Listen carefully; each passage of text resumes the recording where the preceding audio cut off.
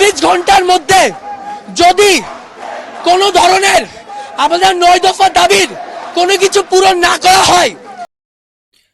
আসসালামু আলাইকুম, স্বাগত জানাই আমার YouTube news channel GHK news TV 24-এ। মিথ্যা সংবাদ প্রচার করার চ্যানেলগুলো বর্জন করুন। সকল ধরনের সত্য খবর জানতে জিএইচকে নিউজ টিভি 24 এই চ্যানেলটি সাবস্ক্রাইব করে রাখুন প্লিজ। বিশ্বের ভিতর বাংলাদেশ বর্তমান আলোচনার শীর্ষে আছে, কারণ বাংলাদেশের অবস্থা খুবই খারাপের দিকে। কোনো পেশার মানুষ বাকি নেই বর্তমানে আন্দোলনে যোগ দেওয়ায়।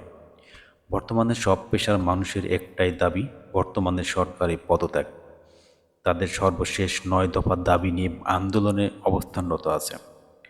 অতি শীঘ্রই তাদের 9 দফা দাবি না মানলে খুবই কঠিন মারাত্মক কর্মসূচি পালন করবে সারা বাংলাদেশে। এমনই বক্তব্য দিয়েছেন 6 সমন্বয়কারীর প্রধান আরও গুরুত্বপূর্ণ লোকজনে। আরও গুরুত্বপূর্ণ অনেক কথা বলেছেন সমন্বয়কারীর প্রধান। আমরা সব কথা সরাসরি তার মুখেই শুনব ভিডিওর মাধ্যমে। আপনাদেরকে অনুরোধ করছি ভিডিওটি দেখার জন্য। আর ছোট্ট একটা অনুরোধ, সকল সত্য খবর জানতে আমার এই চ্যানেলটি সাবস্ক্রাইব করতে ভুলবেন না প্লিজ।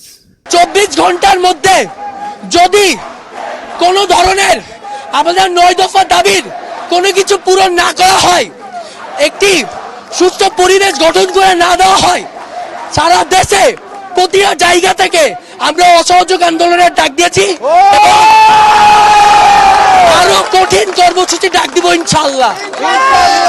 রামপুরা সেকশন এবং শহীদ মিনার সেকশন এই দুইটা অংশে বিভক্ত করা হয়েছে সারা দেশকে। তো আমরা রামপুরা অংশে রয়েছি, যদি এরপরে কেউ যাইতে চাই শহীদ মিনারে তাহলে যাবে।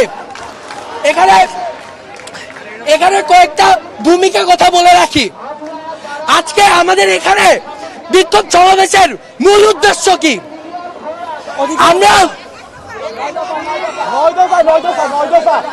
আমরা প্রথম থেকে এটা একটা কোটা সংস্কার আন্দোলন ছিল, ছাত্ররা শান্তিপূর্ণ যৌক্তিক আন্দোলন করেছিল, কিন্তু বারবার বলা সত্ত্বেও আমাদের ওপর লাঠিচার্জ, তাদের পেটোয়া বাহিনী দিয়ে হত্যাকাণ্ড করা হয়েছে, গণহত্যার শিকার হয়েছি আমরা। সেই 16 থেকে 17 তারিখের পর থেকে উত্তরা আমাদের মাইস্টন কলেজের ওখানে, ঢাকা কলেজের সায়েন্স ল্যাবের ওখানে, ডিইউতে, জাবিতে, রাবিতে, ব্র্যাক ইউনিভার্সিটি, এলএসইউ, প্রতিটা জায়গায়, ইস্টওয়েস্ট, প্রতিটা জায়গায় আমাদের উপর গণহত্যা এবং আমাদের অতর্কিত হামলা শিকার হয়েছি আমরা। এই বিচার, এই কোটা সংস্কার আমরা চেয়েছিলাম, কিন্তু এত রক্তের বিনিময়ে চাই নাই, এত রক্তের বিনিময় আমরা চাই নাই। আমরা এখন ইতিহাসের এমন একটি সন্ধিক্ষণে দাঁড়িয়ে আছি যেখানে আমাদের প্রতিটা মানুষকে মহানায়কের অপেক্ষা না করে নিজেদের জায়গা থেকে নায়কের ভূমিকায় উত্তীর্ণ হতে হবে।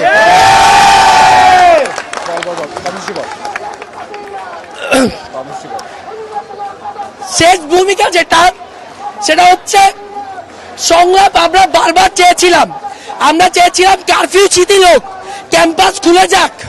আমরা সরকারের সাথে সুস্থ সংলাপে হয়তো বসবো যদি তারা সে পরিবেশ করে দেয়, কিন্তু তারা বারবার আমাদেরকে বন্দুকের নলের সাথে সংলাপে বসিয়েছে। সেইটার প্রতিবাদ আমরা জানাচ্ছি, এবং যতক্ষণ পর্যন্ত এই ছাত্র সমাজ এই 9 দফা দাবি পূরণ না হবে ততক্ষণ পর্যন্ত আমরা রাজপথে থাকবো।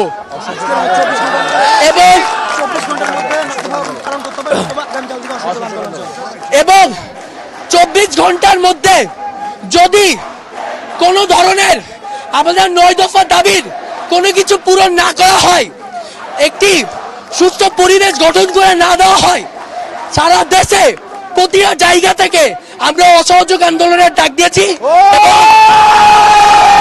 আরো কঠিন কর্মসূচি ডাক দিব ইনশাআল্লাহ।